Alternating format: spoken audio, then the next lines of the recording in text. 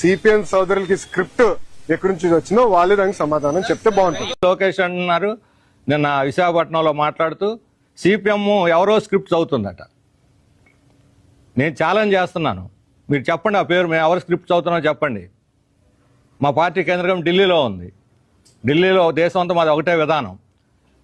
మీరు దమ్ముంటే పలానా వాళ్ళు స్క్రిప్ట్ చదువుతున్నారు, మీరు చదువుతున్నారు స్క్రిప్ట్. ఇదే మాట ఇంతకుముందు జగన్మోహన్ రెడ్డి అసెంబ్లీలో చెప్పాడు. నా పక్కన కూర్చున్న లోకనాథం, ఈయన పార్టీ కేంద్ర కమిటీ సభ్యుడు, విశాఖపట్నం నాయకులు.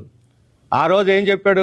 లోకనాథం ఆయన భూములకు అడ్డం పడుతున్నాడు, కేసులు వేస్తున్నాడు, వీళ్ళ సంగతి తెలుస్తామని జగన్మోహన్ రెడ్డి చెప్పాడు. అదే పాట ఇప్పుడు లోకేష్ పాడుతున్నాడు. కాకపోతే అప్పుడు లోకనాథం, ఇప్పుడేమో అప్పలరాజు. తేడా అంతే. సిపిఎం మీద దాడి, అప్పుడు సిపిఎం మీద దాడి చేశారు, ఇప్పుడు సిపిఎం. అంటే ఆ రోజు స్క్రిప్ట్, ఈ రోజు స్క్రిప్ట్, మీ ఇద్దరు స్క్రిప్ట్ ఎవరు రాశారో చెప్పండి అని మేము అడుగుతున్నాం. ఇది మోడీ రాసిన స్క్రిప్ట్, మేము చదువుతున్నాం బహిరంగ.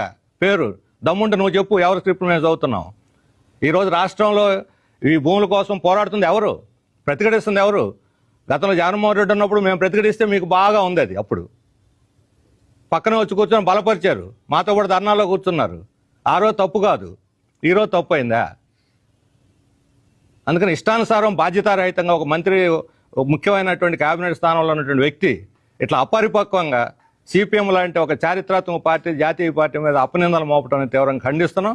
ఆయనకు నిజాయితీ ఉంటే, చిత్తశుద్ధి ఉంటే పేరు చెప్పాలి, లేదా క్షమాపణ చెప్పాలి.